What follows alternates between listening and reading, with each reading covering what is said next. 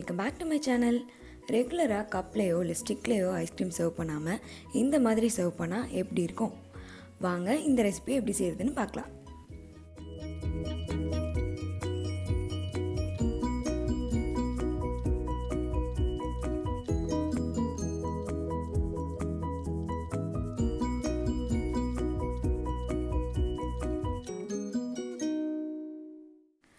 மாம்பழத்தை நல்லா இந்த மாதிரி ப்ரெஸ் பண்ணிவிட்டு அதோட டாப் மட்டும் கட் பண்ணி எடுத்துக்கணும்.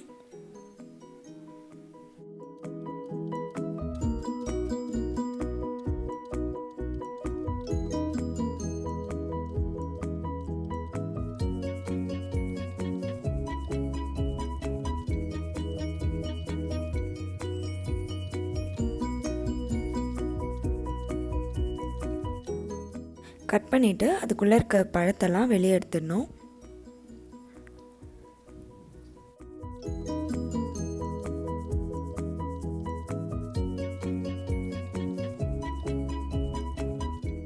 நான் இதே மாதிரி இன்னொன்று கட் பண்ணி வச்சுருக்கேன். அது சைடில் கட் பண்ணி எடுத்திருக்கேன்.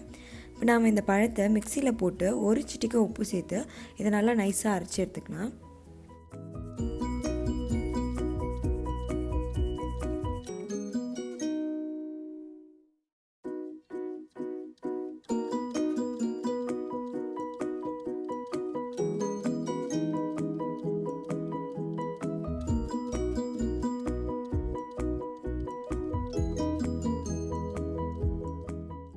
அரைச்ச மாம்பழம் 2 கப், ஃப்ரெஷ் க்ரீம் 1 கப் சேர்த்து நல்லா மிக்ஸ் பண்ணிக்கலாம்.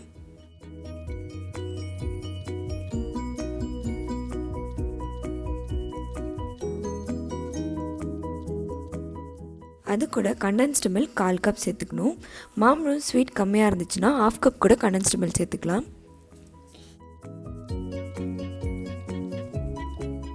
அது கூட 2 டேபிள் ஸ்பூன் பால் பவுடர், கட் பண்ணி வச்சுருக்க முந்திரி, பாதாம், பிஸ்தா இதெல்லாம் சேர்த்து நல்லா மிக்ஸ் பண்ணிட்டா ஐஸ்கிரீம் மிக்ஸ்சர் ரெடி.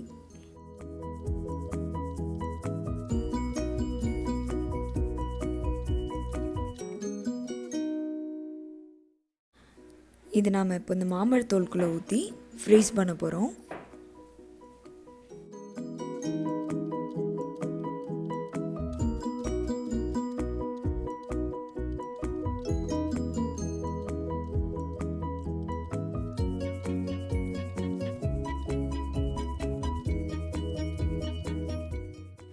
சைடாக கட் பண்ணியிருந்தது கொஞ்சம் செட் ஆகலை, அதனால் அதை நான் அலுமினியம் ஃபாயிலில் போட்டு அது கொஞ்சம் டைட்டாக கவர் பண்ணி வச்சுருக்கேன்.